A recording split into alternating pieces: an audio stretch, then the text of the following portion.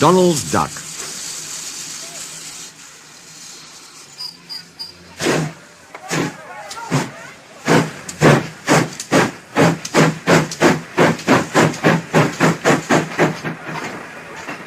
The Fat Controller has reopened a branch line.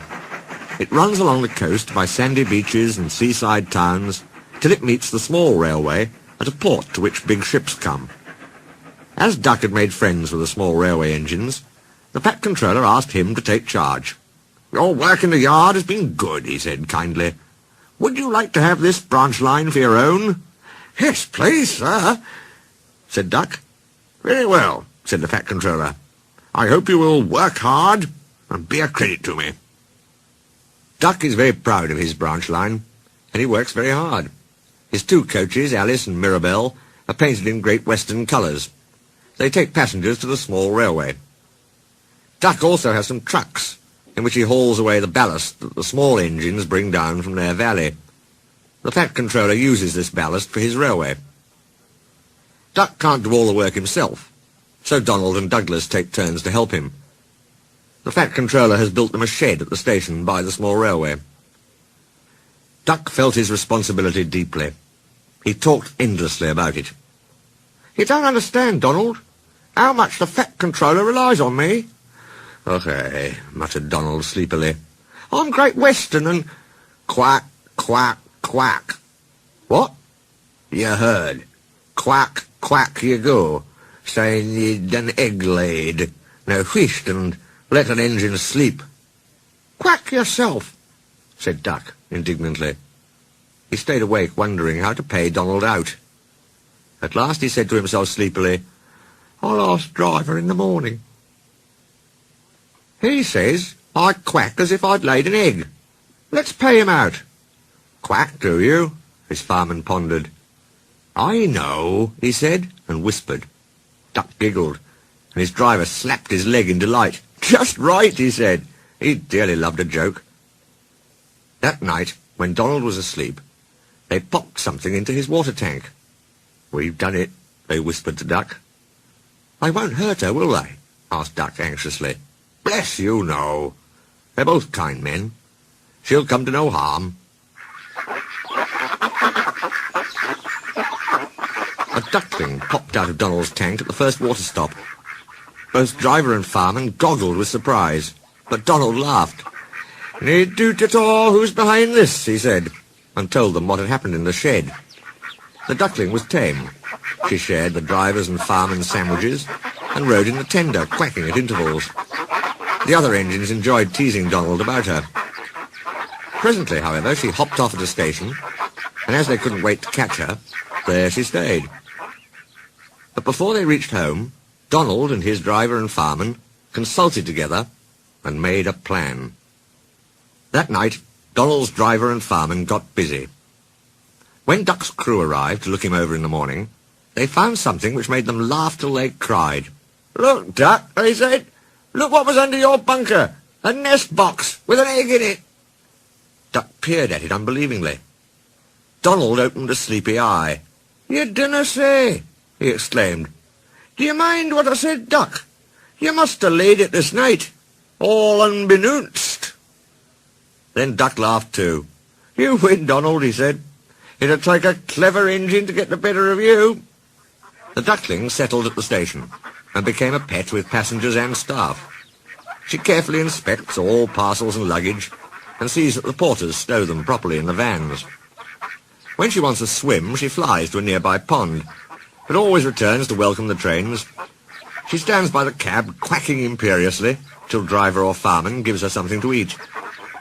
Donald is her favourite, and she sometimes allows him to give her rides, but always gets off at her own station. The station master calls her Dilly, but to everyone else, she is always Donald's duck.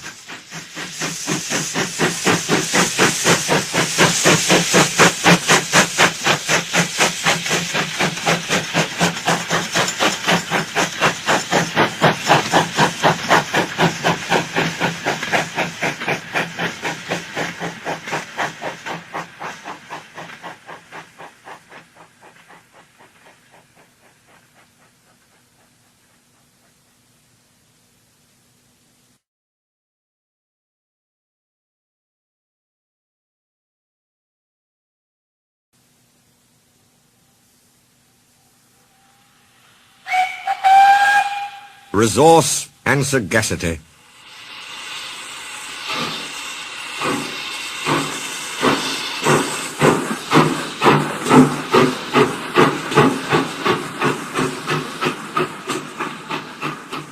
Oliver is a Great Western tank engine. The other railway wanted to scrap him, so he ran away. Isabel, his faithful coach, came too, and so did Toad, a brake van.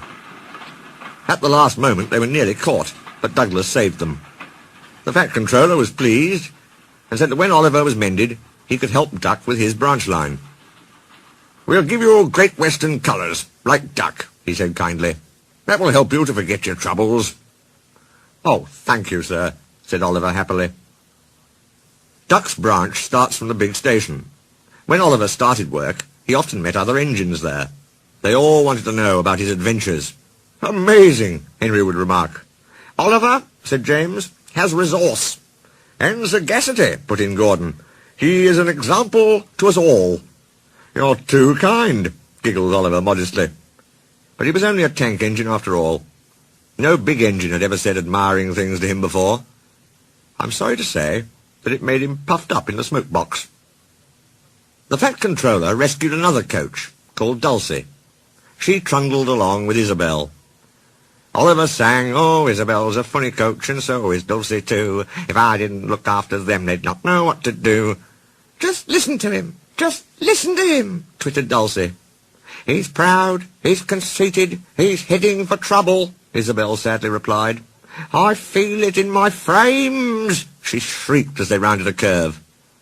Oliver just laughed. "Henry says I'm amazing. He's right. What do I care for trouble? I just push it aside." All trucks are badly behaved, but ballast trucks are worst of all. Donald, Douglas and Duck warned Oliver about this. "You think I can't manage?" he said huffily. "Gordon knows better. He says I'm sagacious." "You may be good gracious, but—" "Say no more, Duck. It's maybe a pity, but the wee engine'll just have to learn." Today, Oliver took the trucks by himself for the first time. He pulled the loaded ones to a siding and pushed empties to the chute. Then he came back full of confidence to take the loaded wagons away. The loaded trucks were comfortable and didn't want to move. They had just realized, too, that they had a different engine. "Duck, we know," they grumbled. "And Donald, and Douglas. What right has Oliver to poke his funnel in here?" "Look sharp," puffed Oliver. "Smartly there." "That's not the way to speak. Pay him out." The trucks moved off easily, and Oliver thought he had them in control. "Trucks," he told himself proudly, "don't play tricks on me. I'll arrange them on the middle road and start away as soon as Duck arrives. I can't understand why he says they're so troublesome." They reached the station throat. Oliver's brakes came on with a groan, but brakes were useless against loaded, surging trucks. They pushed forward, yelling, "On, on, on, on, on!" Oliver fought hard, but still they forced him on and on and on. Their efforts slackened at last. "I'm winning," he gasped. "If only—" But it was too late. One moment his rear wheels were on the rails, the next they had none, and he was bunkered down in the turntable well, with a deluge of ballast all round him. When Duck arrived, he was stopped outside the station and flagged to the platform. He surveyed the wreckage. "Hello, Oliver," he remarked. "Are you being a good gracious engine? Beg pardon, of course, but we don't really like that sort of surprise. Donald and Douglas will miss their turntable." Later that day, Donald and Douglas spoke pungently in Scots, and the Fat Controller spoke pointedly in English. All three left Oliver in no doubt at all, but so far from being sagacious, he was a very silly engine.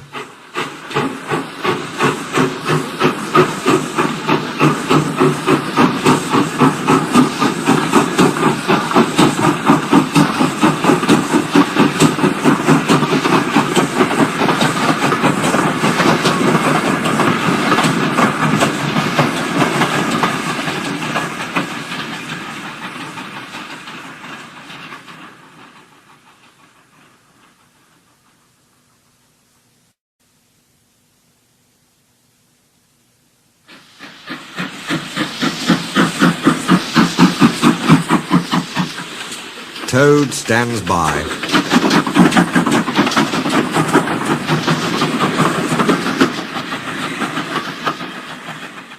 When Oliver came home again, the trucks sang rude songs. They were led by Scruffy, a private owner wagon. Oliver's no use at all, thinks he's very clever, says that he can manage us, that's the best joke ever. When he orders us about with the greatest folly, we just push him down the well, pop goes old Ollie. The engines bumped them. Shut up, they ordered. But they couldn't be everywhere, and everywhere they weren't, the trucks began again. At last they gave it up. We're sorry, Oliver, they said. It's really my fault, he answered sadly. I'm worried, Mr. Douglas, said Toad next morning. This nasty spirit of disrespect for engines, where's it going to end? Dear knows, said Douglas gloomily. It must be stopped before it gets worse. I believe Mr. Oliver can do it. Maybe so, but how? I've a plan, Mr. Douglas. May I stay here today and help him? We are both Great Western and must stand together. Would you ask him before you go to favour me with a word? I'll take you to him, but he's all small for the work you have in mind.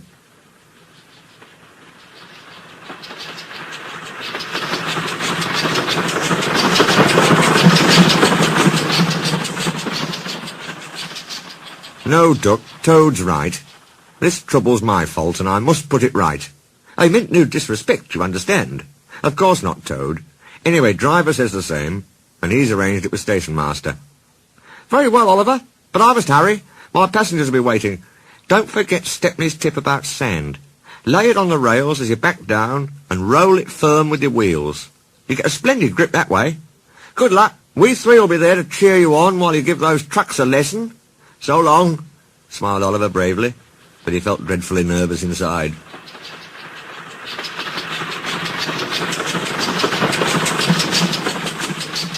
I expect, Mr. Oliver, you'll want me on the middle road as a stop-block, like. Yes, please. Oliver marshalled the worst trucks, 2 by 2, in front of Toad. This way, Mr. Oliver, takes longer, but they can't give trouble. And if you leave that Scruffy till last, you'll have him behind you. Then you can bump him if he starts his nonsense. Duck arrived to find them ready and waiting. 3 cheers for Oliver and Toad, he called. Alice and Mirabell responded with a will, and so, wonderingly, did the passengers. Hold back, whispered Scruffy. The trucks giggled as they passed the word. Oliver dug his wheels into the sand and gave a mighty heave. Whoa! Groaned Scruffy. His couplings tightened. He was stretched between Oliver and the trucks. I don't like this. Go it, yelled Duck. Well done, boy, well done. Ow, ow, wailed Scruffy, but no one bothered about him. Ow, ow, I'm coming apart. There came a rending, splitting crash. Oliver shot forward suddenly. Scruffy's front end bumped behind his bunker, while Scruffy's load spread itself over the track. Well, Oliver, so you don't know your own strength. Is that it? No, sir, said Oliver nervously. The fat controller inspected the remains. As I thought, he remarked. Rotten wood, rusty frames, unserviceable before it came. He winked at Oliver and whispered, Don't tell the trucks that. Bad for discipline. He strode away, chuckling. Nowadays, Oliver only takes trucks when the other engines are busy. But they always behave well. Take care with Mr. Oliver, they warn each other. He's strong, he is. You play tricks on him, and he'll likely pull you in half.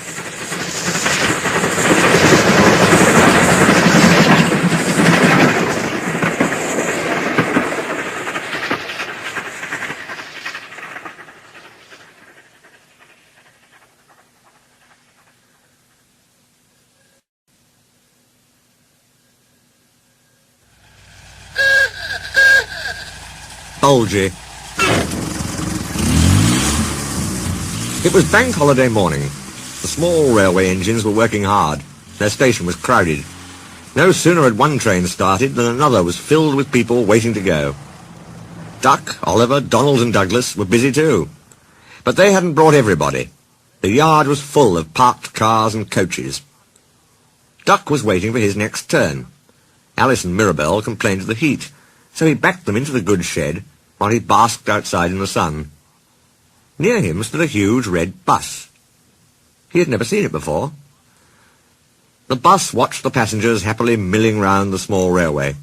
"Stupid nonsense," he grumbled. "Wouldn't have brought 'em if I'd known. I'd have had a breakdown or something."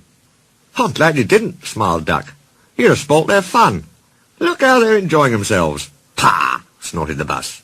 "Enjoyment's all you engines live for. Taking the petrol from the tanks of us workers. Come the revolution," he went on fiercely, "railways will be ripped up. Cars and coaches will trample their remains. Free the roads," he growled. "Free the roads from railway tyranny." At the passing station, Duck told Oliver about the bus. "I call him Bulgy," he chuckled. "He's painted bright red and shouts, 'Down with railways.'" But next time they met, Oliver didn't laugh. "Bulgy's friend has come," he said. "He's red and rude too. He's taking Bulgy's passengers home, so's to leave him free to steal ours." "But he can't," objected Duck. "Ours want to go to the big station." "Bulgy bets he can get there before us." "Rubbish. It's much further by road." Oliver looked anxious. "Yes, but Bulgy says he knows a short cut." That evening, Donald, Oliver and Duck were preparing for the homeward rush. Duck's train was to be first out, but he had few passengers. He was soon to know why. "Look!" shrilled Oliver. "Look at Bulgy! He's a mean scarlet deceiver!" Bulgy had turned to leave. They could now see his other side. It had on it, "Railway Bus." "Stop!" yelled staff and engines, but too late. "Yah, boo, snubs!" jeered Bulgy. He roared away. The unsuspecting passengers waved happily. "Come on!" puffed Duck. He, Alice and Mirabell trundled unhappily away. Alice and Mirabell chattered crossly. "The nasty old thief! He's stolen our people!" Duck wondered how to pay Bulgy out. Then, far ahead, a man clambered up the embankment waving a red scarf. "Danger!" he shouted. The line here crosses a narrow road. Duck came as close as he could. So this was Bulgy's shortcut, he chuckled. Bulgy was wedged under the bridge. Drivers of cars trapped in front and behind were telling him what they thought. Angry passengers cornering the conductor demanded their money back. From time to time, loosened bricks fell, making Bulgy yelp. Bulgy's passengers swarmed round Duck. "He tricked us," they complained. "He said he was a railway bus, but wouldn't accept our return tickets. He wanted us to think railways are no good. Please help us." Duck's crew examined the bridge. "It's risky," they said, "but we must help the passengers." "Passengers are urgent," agreed Duck. "Besides," he chuckled, "it'll pay Bulgy out." They laughed and told the passengers to wait on the other side of the bridge. "Stop!" wailed Bulgy. "It might fall on me." "That," said Duck severely, "would serve you right for telling whoppers." Bulgy howled as he felt the bridge quiver, but it didn't collapse. Duck made good time to the big station, and all passengers caught their trains. The fat controller arranged a shuttle service on the branch. Passengers changed trains at Bulgy's bridge. Bulgy had to stay till it was mended, but he never learnt sense.